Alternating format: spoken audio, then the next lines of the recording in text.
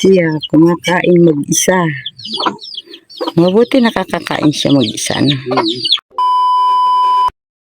Hi guys! Once again, welcome back sa ating channel, Chloe TV. Isang mapagpalang araw po sa inyong lahat. Ayan, mag-ingat po kayo palagi kung saan kayo naroroon. At maraming salamat sa inyong walang sawang pagsuporta dito sa ating channel at sa ating buong team Kalingap.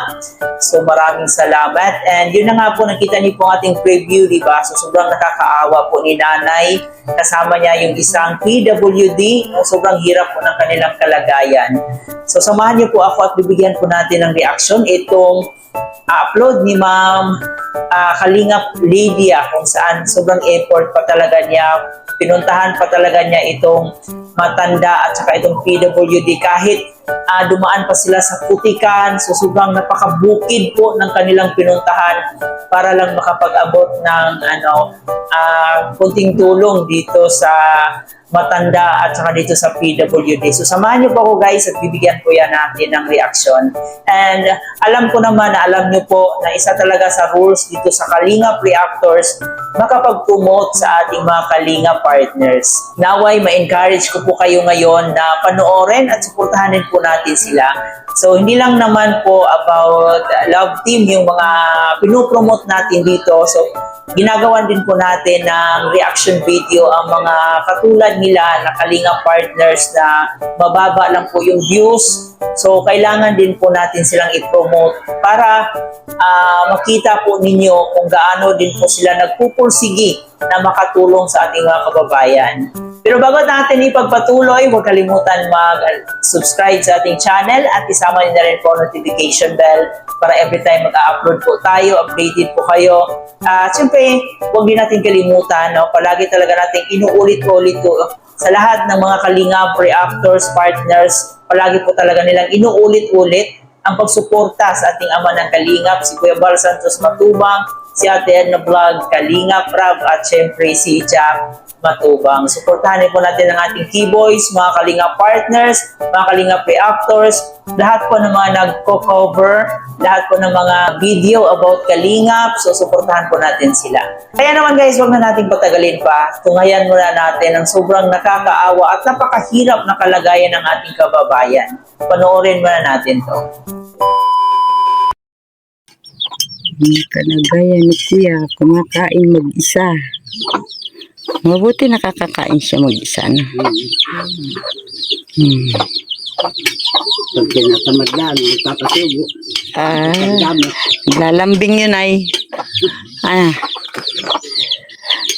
Kuya, anong ulam mo? Uway. Gulay. Gulay na ano yan? Kamote? Hindi alam yun. Basta gulay? Gulay. Basta why? Nanay, nakakakita po siya? Mapula mata niya yun. Makapagsalita. Mata niya na hanginan mo. Napisa na kay Ilay. Yung ako'y magtatrabaho ay kalapit namin ang kaya amin kainin. Doon. Ang nag-aalaga yung panganay sa kanila. Tuloy ang laro na kaunat na hindi yan. Ay ang hangin naman doon sa balkon ay tuloy. Hindi ang bata pa ay pag mga isang buwan lang ay pahadaling-duling. Ayun na hangin. May tingin na duling. Ano ba pa kumpay? Ano po ay nagkumbulsyon? Sabi ko hindi, sa pulya nung maliit pa rin na. Nahangin na mata niyan. Ayan. 38 anyos na. May pinggan ay hindi doon. Ay, mas mabuti pa siyang kumain kaysa kay Jubal. Yan mga Kalingap, mapagpalang hapon po sa ating lahat. At sa wakas po ay nakarating tayo dito sa itinuro sa atin ng isang concerned citizen. At ito pong bundok na ito, nakita ko po yan dun sa ibaba. Akala ko po nagbibiro ang kasama ko na dito raw kami pupunta sa bundok na ito. Ayan, at nandito na nga po kami. Yan, mapagpalang hapon po sa ating mga kalingap, lalong-lalo na po sa ating Kuya Bal Santos Matubang, Ate Eda Vlogs, kay Kalingap Rob, at sa lahat po ng Team Kalingap, mapagpalang hapon po. At ngayon po ay nandito tayo sa bahay ni Nanay Lydia. Yan, at siya po ay isa na kapangalan natin, at siya po ay isang senior na, at meron po siyang isang 38 years old na disabled na anak. Ayan, atin pong tanungin si Nanay, kumustahin po natin, at ang siya ay ating malaman ang kanyang pangkabuhayan sa araw-araw. Ayan, mga kalingap, samahan po ninyo ako, at nandito po kami ngayon kay Nanay Lydia. Ayan. Nanay Lydia, magandang tanghali po. Ay, hapon na pala, mga alauna na yata. Alas 12:30 laang. Ayan, masaganang pananghalian. At sila Nanay nga po na naabutan natin na kumakain silang mag-ina. At ayan si Kuya. Kuya, ang pangalan mo? Ha? Hindi alam. Hindi alam. Hindi alam ni Kuya kung sino siya. Ayan, Nanay, magandang hapon po. Ikaw pala si Nanay Lydia.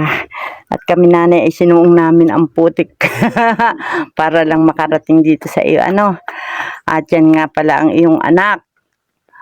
Kuya, shout out. Kaway-kaway naman dyan. Shout out. Hello. Siya po ay... Nanay, ano po ang pangalan ni Kuya? Rickson. Si Rickson. At siya ay ilang taon na po? 38. 38. Inborn po, Nanay, siya na ipinanganak na ganyan? Kaya niya ng anak ang paa niya. Sa pool na. Pero nung maliit pa nakakaupo sa gaya. Ay, Hindi na mabigat na. nakahiga na, Hindi Nay. ko na rin kaya magbuhat. Oo, Sanga ang tulugan ni Kuya. Dito lang, dito kayo mag-ina.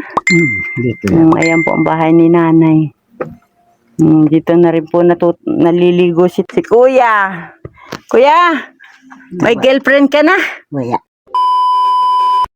So yun na nga po guys, no? Nakita niyo po ang kalagayan ni Nanay. Yan, sabi niya mag 80 years old na daw siya.